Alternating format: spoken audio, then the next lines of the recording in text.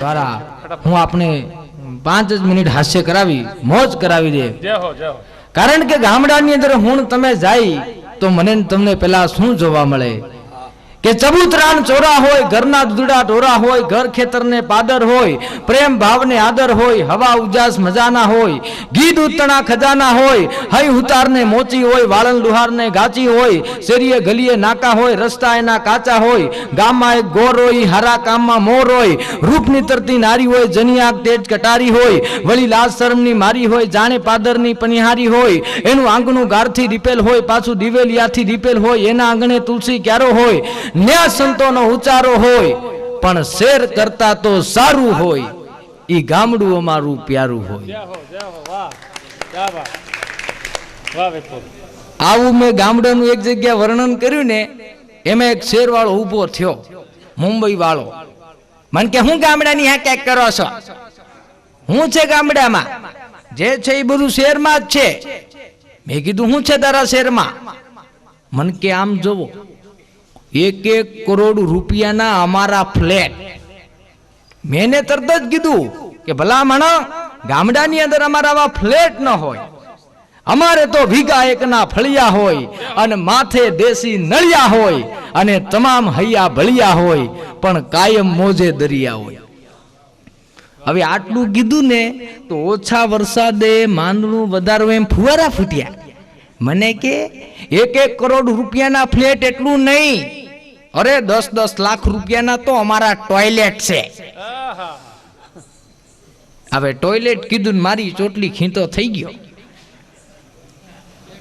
મેં કીધું જો ભાઈ, ફ્લેટ તારા મોટા ઈ વાત જોડે હું સહમત, પણ ટોયલેટ અમારા મોટા।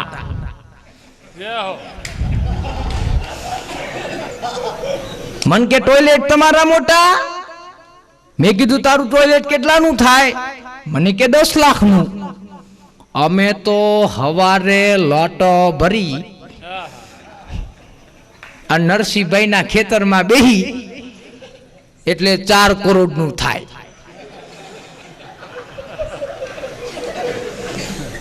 અને તારા 10 લાખના ટોયલેટમાં ભડના દીકરા તું એકલો જ બેહી આવ। અમે તો 4 જણા 4 ખૂણા ઉપર વિડીયો ટેકાવીને બેઠા હોય। એ નરસિંહભાઈ બોલો મગનભાઈ, મજામાં? આવો મજામાં। 9 સાલ દીકરીને લગ્ન લીધા? તો કે લીધા। મોજાતા નહીં, હું બેઠો। હવે તું ક્યાં બેઠો ઈ તો જો। એને મેં આગળ કીધું કે 10 લાખનું ટોયલેટ તારાથી બદલાય નહીં। અને અમને તો નરસિંહભાઈનું ન ફાવે, કાલ મગનભાઈનું, ઈ પાછું 7 કરોડનું।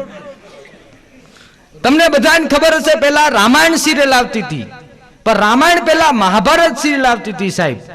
પણ સાહેબ બી.આર. ચોપડા એવી સિરિયલ બનાવી સાહેબ, 1 કલાક માટે રોડ ઉપર કરફી લાગી જતો સાહેબ, એવી સિરિયલ બનેલી। એમાં ભીમ અને દુર્યોધન લડે, અર્જુન અને કરણ લડે, અર્જુન અને ભીષ્મ લડે, આ બધાય હાચું લડે। પછી તમામ ખૂણામ જીવો ને તો સૈનિકો એમ કરતા હોય, ઈ પાછા અંદર વાતું કરતા હોય, તમે ની કેટલા ભાઈઓ? તો કે એમ છો, શું કરો બધાય આમાં છી? ઈ કે પગાર આપે? ના ઉપાડ કરીશ। લાવી કે માવો પડ્યો? તો કે ના અડધો તો ખાઈ ગયો। લાવી કે માણેકચંદ છે? માણેકચંદ? તો કે ના ઈ ખાઈ ગયો। તો હું કામ જીવો લુખેશ? એમ કરીને તલવાર મારે। આપણને એમ થાય કે મહાભારતના યુદ્ધમાં મરી ગયા, પણ માવા હાટું થઈને મરી ગયા ભાઈ સાહેબ। રામાયણ સિરિયલ આવતી હતી, તમને વાત કરું સાહેબ, હાસ્યના ઘણા પ્રકાર છે, હ્યુમર, બ્લેક હ્યુમર, બકુલ, કેરિકેચર, આયરેની, પેરોડી, સેટાયર અને વિક્સ। એમાં વિક્સનો પ્રકાર છે, ઈ સમજાય મોડું પણ સમજાઈ જાય તો બહુ મજા આવે એમ। ગામડે મારો મિત્ર છે મફો, એક દીની ઘરવાળીને એમ કહેતો હતો કે દશરથ રાજાને 3 રાણી હતી, હજી મારી 2ની જગ્યા છે। એટલે એને ઘરવાળી એવી જોઈ ને, એને તરત જ કીધું એમ તો દ્રૌપદી ને 5 પતિ હતા। ઓલો બોલતો જ બંધ થઈ ગયો. હમણાં હું સાબરકાંઠા થી અમદાવાદ જવા માટે બસમાં બેઠો. બસમાં એક મારી સાથે પાછળ બેન ચડ્યા, સાથે નાના નાના 3 બાળકો. એટલે કંડક્ટરે પૂછ્યું, એ કે બેન ટિકિટ? તો કે એક આપો અમદાવાદ. કંડક્ટર કે બેન 3 બાળકો છે, એકાદાની ટિકિટ લ્યો. બેન કે શું કામ? તમારે એસટી નો નિયમ છે કે 3 વર્ષથી મોટું બાળક હોય એની ટિકિટ લેવાની. કંડક્ટર કે આમાં એકે 3 વર્ષની નથી. બેન કે ના, આ મોટો છે એ 3.5 વર્ષનો, આ બીજો છે એ 2.5 વર્ષનો, અને આ ત્રીજો છે 2.5 વર્ષનો. કંડક્ટરની ચોટલી ખીતો થઈ ગયો. કંડક્ટર કે બેન બનાવટ કરોમાં, બનાવટ કરોમાં, 3 મહિનાના ફેરે બાળકો ન હોય. બેન કે શું કામ ન હોય? આ મોટો છે એ મારા દિયરનો, આ બીજો છે એ મારો, અને આ ત્રીજો છે એ મારા જેઠનો. તારો કંડક્ટર ગલુટિયું ખાઈ ગયો. કંડક્ટરને ખબર હોય કે આખું કુટુંબ ભેળું નીકળ્યા છે સાહેબ.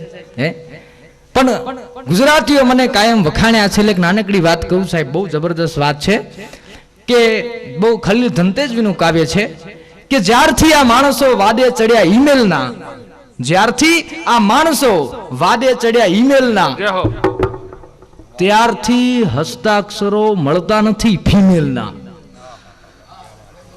જ્યારથી આ માણસો વાદે ચડ્યા ઈમેલના, ત્યારથી હસ્તાક્ષરો મળતા નથી ફિમેલના.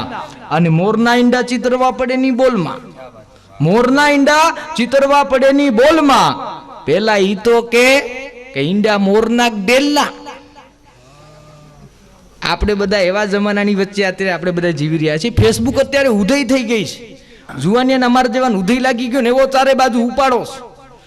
અમારા રાણીપમાં તો એક બેન ભિખારીને રોટલી આપવા જતા હતા ને બેન ઉભા રહી ગયા. બેન કે ઓલો ભિખારી ભીખ માંગ્યો. બેન કે ઉભા. એ કે ભિખારી તને ક્યાંક જોયો હોય એમ કેમ લાગે છે? ભિખારી કે મેડમ આપ ભૂલી ગયા, આપણે ફેસબુક ઉપર ફ્રેન્ડ છીએ. કે ઓલી બેન ને હબાકા નીકળી ગયા. ઓરો ઈ કે 3 દી પહેલા તમે મારી રિક્વેસ્ટ એક્સેપ્ટ કરી હતી ની, કે એટલે તું તમારી ઘરે રોટલી લેવા આવ્યો છું. જઈ મારી રિક્વેસ્ટ એક્સેપ્ટ કરીને એના ઘરે હું જાઉં છું. પણ મિત્રો સમય મર્યાદા હોવાના કારણે મિત્રો હવે આપની સામે જબરદસ્ત કલાકાર રજૂ કરું, વિરમભાઈ અણદેજ.